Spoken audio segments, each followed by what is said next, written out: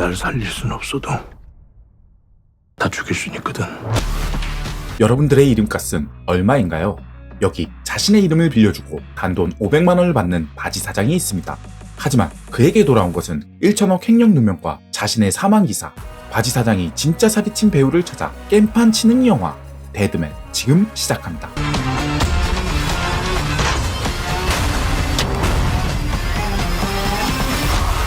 재판장 증인석에서 한 남자가 죽었는데 죽은 적이 없다고 합니다. 이 조진욱 배우가 연기한 이만재에게 어떤 일이 있었을까요? 2019년 4월 7일 사망. 죽었는데 죽은 적이 없었다는 거네요. 트럭 안에 여러 개의 관이 있고 그 관 안에 1.5리터 물통이 연결되어 있는데요. 그 관에서 눈을 뜬 이만재. 빈장이라고 쓰여있는 트럭 안에 이만재와 같이 산 사람들을 관 안에 물통을 연결해 최소한의 생존만을 시켜 어디론가 이동하는데요. 과연 이만재에게 무슨 일이 있었던 걸까요?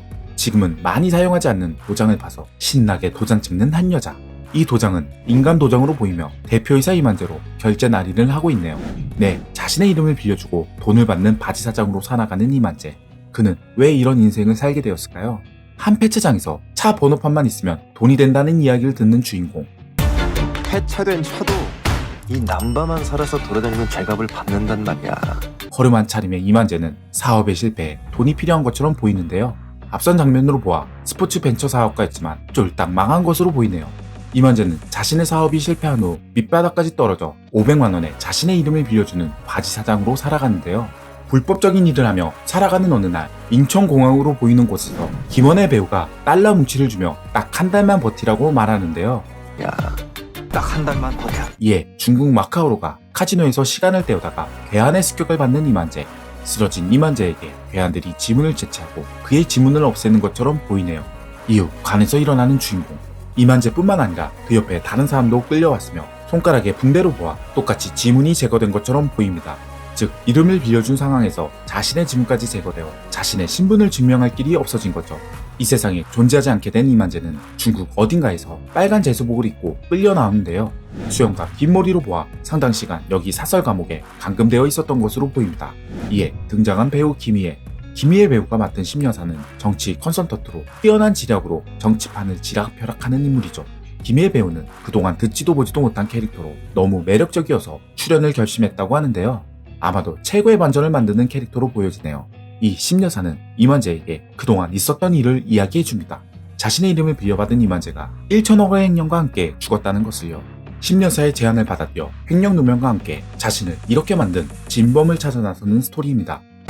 돈 500에 죽은 사람이 돼버리고 누명 벗고 싶으면 이제부터 정신 차려. 여기에 이만재 때문에 자신의 아버지가 죽었다고 주장하는 공희주 역의 이수경이 나오는데요.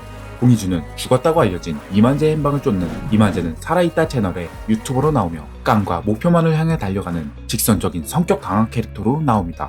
이 세 명의 캐릭터가 영화를 이끌어가는 메인으로 조진욱 배우의 이만재는 자신의 빼앗긴 인생을 찾기 위해, 공희주는 아버지의 억울한 죽음에 대한 복수를, 그리고 이 판의 킹메이커로 무언가의 이익을 위해 이들을 끌어들인 심여사는 과연 진정한 숨은 빌런일지 아니면 이만재의 백이 될지 궁금해지는데요.